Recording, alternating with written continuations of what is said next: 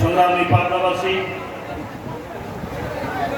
এখন আমাদের সামনে বক্তব্য পেশ করবেন বর্তমান বিশ্বের অন্যতম ইসলামী সংগঠন বাংলাদেশ জামাত ইসলামীর সংগ্রামী আমির ৩৬০ আউলিয়ার স্মৃতি বিজড়িত শাহজালাল শাহপরানের স্মৃতি বিজড়িত বৃহত্তর সিলেটের কৃতি সন্তান, বাংলাদেশের রাজনীতিতে ব্যতিক্রম ধারার প্রবর্তক, বৈষম্য বিরোধী ছাত্র আন্দোলনের শহীদ এবং আহতদের হৃদয়ের স্পন্দন, সমাজ কল্যাণ এবং সমাজ সেবা কাজের রোল মডেল, আজকের এই সুধী সমাবেশের সম্মানিত প্রধান অতিথি বাংলাদেশ জামাত ইসলামের সম্মানিত আমির ডাক্তার শফিকুর রহমান।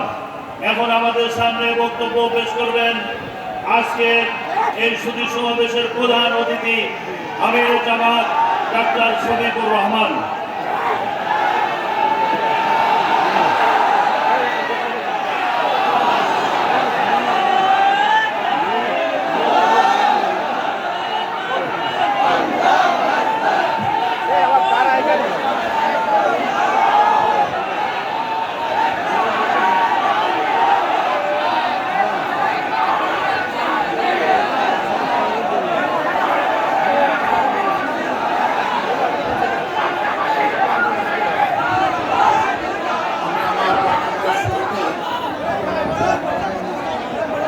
শহীদের গর্বিত সম্মানিত পিতাকে স্টেজে আসার জন্য আমি অনুরোধ করছি।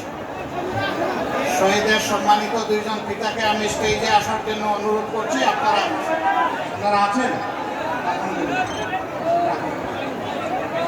আলহামদুলিল্লাহ, এই দুইজনকে আপনারা আজীবনের জন্য আপনাদের গর্ব, আপনাদের অহংকার হিসেবে আপনারা কবুল করুন।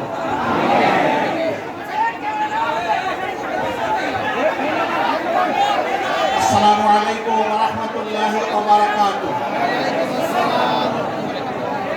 আলহামদুলিল্লাহি রাব্বিল আলামিন ওয়াসসালাতু ওয়াসসালামু আলা রাসূলিহিল কারীম ওয়া আলা আলিহি ওয়া সাহবিহি ওয়া আহলি বাইতি আজমাইন। বাংলাদেশ জামাত ইসলামী ঐতিহ্যবাহী পাবনা জেলা শাখা কর্তৃক আয়োজিত ঐতিহ্যবাহী এডওয়ার্ড কলেজ মাঠে আজকের এই সুধী সমাবেশ সম্প্রতি বৈষম্য বিরোধী আন্দোলনের শহীদ পরিবার এবং আহত ভাইদের সম্মানে আয়োজিত আজকের এই সমাবেশের সম্মানিত সভাপতি, আমার প্রিয় সহকর্মী, বাংলাদেশ জামাতে ইসলামী পাবনা জেলা শাখা সম্মানিত আমির জনাব অধ্যাপক আবু তালেব মন্ডল, মঞ্চে বসা আজকের এই সমাবেশের সম্মানিত বিশেষ অতিথি, আপনাদের এই প্রিয় সন্তান বাংলাদেশ জামাতে ইসলামীর অন্যতম অ্যাসিস্ট্যান্ট সেক্রেটারি জেনারেল জনাব রফিকুল ইসলাম খান, বাংলাদেশ জামাতে ইসলামের নেতৃবৃন্দ, শহীদ পরিবারের গর্বিত পিতৃবৃন্দ, মঞ্চে বসা অন্যান্য নেতৃবৃন্দ, আমার সামনে সমবেত সম্প্রতি আন্দোলনে যারা শরীক হয়েছেন, বিশেষ করে যারা আহত হয়েছেন, সেই সমস্ত আমার প্রিয় বন্ধুরা,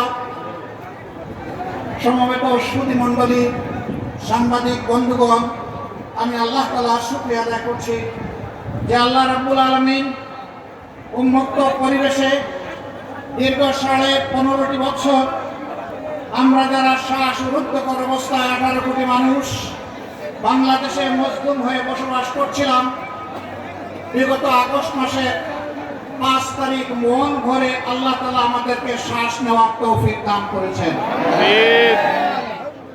মাবুদের তোরে শুকরিয়া, তিনি জাতির বুকের উপর থেকে একটা জগদ্দল ভারী পাথর সরিয়ে দিয়েছেন। অন্যায়ভাবে গায়ের জুড়ে এই জাতির উপর মালিক হয়ে যারা দাপিয়ে বেরিয়েছিলেন, যারা জাতির সকল অধিকার কেড়ে নিয়েছিলেন, ন্যায়সঙ্গত প্রত্যেকটি আন্দোলন এবং দাবিকে গায়ের জুড়ে বুলেট এবং গ্রেনেড দিয়ে যারা থামিয়ে দেওয়ার প্রয়াস চালিয়েছিলেন, আল্লাহ রাব্বুল আলামিন 2009 সালের 10ই জানুয়ারি থেকে শুরু করে 2024 সালের 4 আগস্ট পর্যন্ত ধারাবাহিক আন্দোলনের মধ্য দিয়ে আল্লাহ তাআলা তাদেরকে উচিত শিক্ষা দিয়েছেন। এখানে আমাদের কোনো হাত ছিল না, পুরাটাই আউয়াল থেকে আখের আল্লাহ তাআলার কুদরতের খেলা ছিল। দুনিয়া এবং বাংলাদেশে কোনো বিচক্ষণ রাষ্ট্রবিজ্ঞানীও কল্পনা করতে পারে নাই এইভাবে বাংলাদেশের বুকে একটা স্বৈরাচারের পতন হবে। তার জন্য আমরা মোটেই গর্বিত নই, বরঞ্চ এই বিজয়ের পরে দেশবাসীকে আমরা আহ্বান জানিয়েছিলাম, এই বিজয় আল্লাহর পক্ষ থেকে বাংলাদেশের জনগণের, মুসলিম জনগণের জন্য উপহার। আসুন আমরা আল্লাহর শুকরিয়া আদায় করি। আল্লাহ তাআলার দেওয়া 3 দফা কর্মসূচির মাধ্যমে সূরা নসরে আল্লাহ তাআলা সেই 3 দফা কর্মসূচি দিয়েছেন, ফাসাব্বিহ বিহামদি রাব্বিকা ওয়াস্তাগফির। তোমরা এই সফলতার জন্য, আল্লাহ তাআলার এই উপহারের জন্য তোমরা সেই মহান আল্লাহর পবিত্রতা বর্ণনা করো, তাসবিহ করো। তিনি যে তোমাদেরকে এই নিয়ামত দিয়েছেন তার জন্য তার প্রশংসা করো, তাহমিদ করো, হামদ করো। এই কাজ করতে গিয়ে মানুষ হিসেবে তোমাদের যত ভুল ত্রুটি হয়েছে তার জন্য তোমরা মওলার কাছে পানা চাও, আশ্রয় চাও, ক্ষমা চাও। আমরা আমাদের বন্ধুদেরকে বলেছিলাম, বিশেষ করে দলীয় সহকর্মী সুদী শুভাকাঙ্ক্ষীদেরকে অনুরোধ করেছিলাম যে আল্লাহ তাআলার এই নিয়ামতের শুকরিয়া আদায় করার জন্য মন ভরে 4টি সেজদাদের 2 রাকাত নামাজ আদায় করুন। প্রতিটি সেজদায় কেঁদে কেঁদে চোখের পানি দিয়ে আল্লাহ তাআলার শুকরিয়া আদায় করুন। আমরা বলেছিলাম কমপক্ষে একটা রোজা রাখেন। আমরা বলেছিলাম আপনার তৌফিক অনুযায়ী আশপাশের যে কোনো গরিব বিপন্ন মানুষকে আপনার পকেট থেকে কিছু দিয়ে আপনি তাকে সাহায্য করুন। এইভাবে আপনি আল্লাহ তাআলার শুকরিয়া আদায় করুন। বন্ধুগণ, আপনারা সাক্ষী, 15টি বছর বাংলাদেশ জামাতে ইসলামের উপর যে জুলুম করা হয়েছে, এই জুলুম আর কারো উপর করা হয়নি।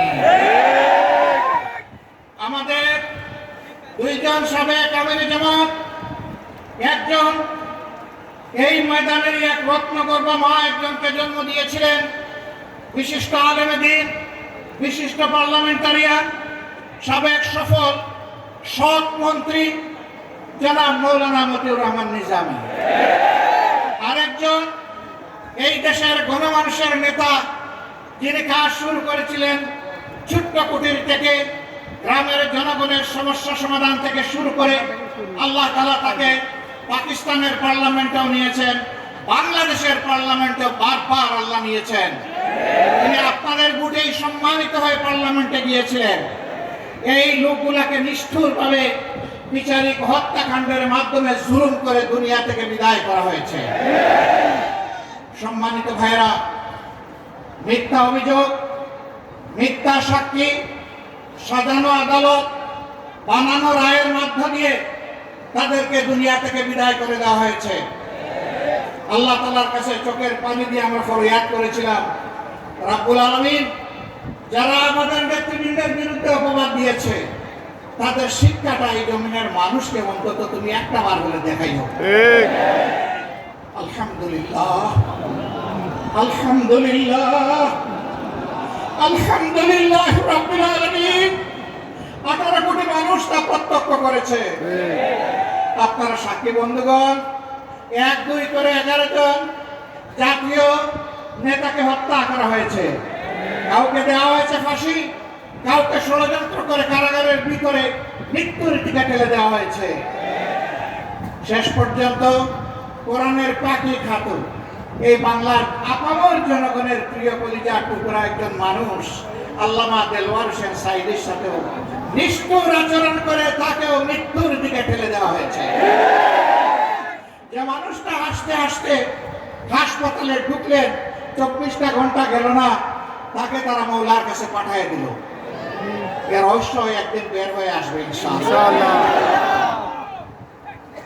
এইভাবে তাদের থেকে শুরু করে সর্বশেষ এই বৈষম্য বিরোধী আন্দোলনে বাংলাদেশের প্রতিটি প্রান্তরে, গ্রামে গঞ্জে, শহরে বন্দরে যাদের বুকের উপর খনি সরকার গুলি চালিয়ে আমাদের হাজারো সন্তানকে, ভাইকে হত্যা করেছে, বোনকে হত্যা করেছে, কোলের শিশুকে হত্যা করেছে, আকাশ থেকে গুলি ছুড়ে হত্যা করেছে, জমিন থেকে গুলি ছুড়ে হত্যা করেছে, হত্যা করার পর লাশগুলা নিষ্ঠুরভাবে পুড়িয়ে দিয়েছে।